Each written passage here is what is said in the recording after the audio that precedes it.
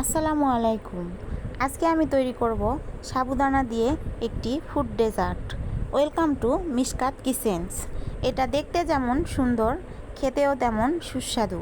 চলুন দেখে নেওয়া যাক কিভাবে বানানো যায়।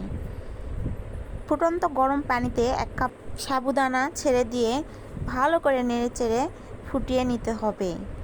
ফুটানো হয়ে গেলে একটা স্ট্রেনারে ঢেলে ছেঁকে নিয়ে নর্মাল পানি দিয়ে ভালোভাবে ধুয়ে নিতে হবে, যাতে সাবুদানার আঠালো ভাবটা চলে যায় আর সাবুদানাটা ঝরঝরে হয়ে যায়। এখন একটা প্যানে 1/2 লিটার পরিমাণ দুধ নিয়ে ভালো করে ফুটিয়ে নিব। ফুটন্ত দুধে দিয়ে দিব 1/2 কাপ চিনি। চিনিটা আপনারা ইচ্ছা মতো দিতে পারেন। দিয়ে দিব 1 চামচ কাস্টার্ড পাউডার। কাস্টার্ড পাউডারটা আমি ঘনত্ব বাড়ানোর জন্য দিয়েছি। এখন নেড়েচেড়ে ঢেলে নিব একটা পাত্রে। ঢেলে ঠান্ডা করার জন্য রেখে দিব। এখন আমার ফল কাটার পালা। আমি এখানে ড্রাগন, আপেল আর কলা ব্যবহার করেছি। আমার কাছে এই ফলগুলোই হাতের কাছে ছিল, তাই আমি এগুলো ব্যবহার করেছি।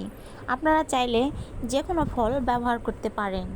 ফলগুলো আমি ভালো করে টুকরো টুকরো করে ছোট ছোট পিস করে কেটে নিয়েছি। যেহেতু এটা ফুড ডেজার্ট, তাই ফলটা একটু বেশিই লাগবে।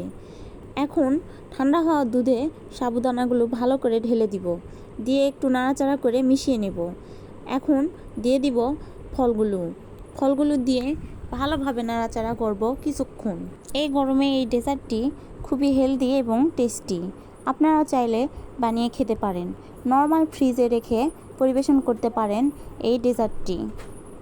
আমার এই রান্নাটি ভালো লাগলে লাইক, কমেন্ট আর শেয়ার দিয়ে আমার পাশেই থাকবেন। Thank you.